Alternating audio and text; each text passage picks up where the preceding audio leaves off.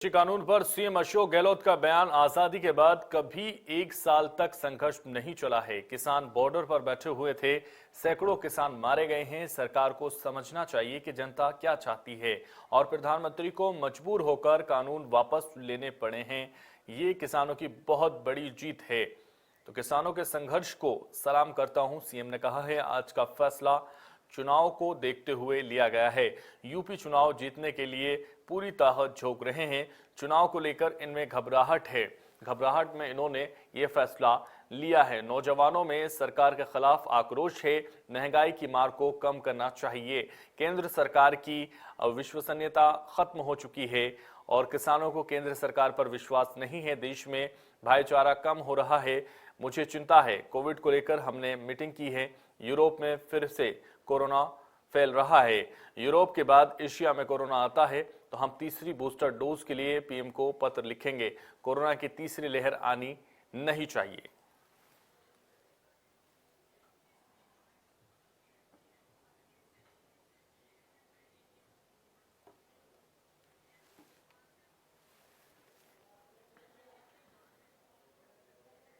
तो कानून वापसी के बाद जिस तरह से ऐलान हुआ है, उसके बाद सीएम का ऐलान आया है।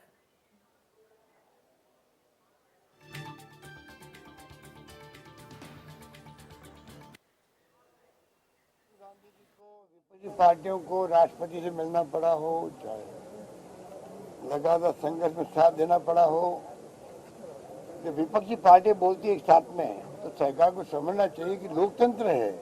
लोकतंत्र में जब विपक्ष क्या चाहता है, पब्लिक क्या चाहती है, वो असेसमेंट नहीं कर पाए। और जैसा कि इनके प्रकृति के अंदर है, ये अहम घमंड में रहे और प्रधानमंत्री जी को मजबूर होके आना पड़ा, देशवासियों को संदेश देना पड़ा। 3 काले कानूनों को जिनका हमारी विधानसभा ने पहले ही खारिज कर दिया था, उनके ऊपर उनको वापस लेने की घोषणा करना पड़ी। ये मैं समझता हूँ देश के किसानों की बहुत भारी शानदार विजय है। मैं अपनी ओर से, प्रदेशवासियों की ओर से किसानों को बहुत बहुत बधाई देता हूँ। उनके संघर्ष के व्यक्तित्व को सलाम करता हूँ। मोदी जी व उनकी सरकार के लोग समझ नहीं पा रहे थे। जो बॉर्डर पे लोग बैठे हुए थे, पंजाब बॉर्डर हो, हरियाणा बॉर्डर हो, राजस्थान बॉर्डर हो, और वो किसान एक प्रकार से पूरे देश के किसानों को रिप्रेजेंट कर रहे थे, उनकी भावनाओं को रिप्रेजेंट कर रहे थे। वो समझने में ये सरकार फेल रही। इसी कारण से 1 साल गुजर गया और ये संघर्ष चलता रहा।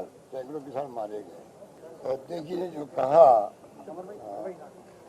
उसमें सारी बातें आ जाती है। मैं भी उनका समर्थन करता हूँ कि बहुत ही जो हालात हैं देश के अंदर और देश के इतिहास में, आज़ादी के बाद में कभी नहीं सुना हुआ कि 1 साल तक वो संघर्ष चले, सड़कों पर किसानों को बैठना पड़े, जिनको अन्नदाता कहते हैं।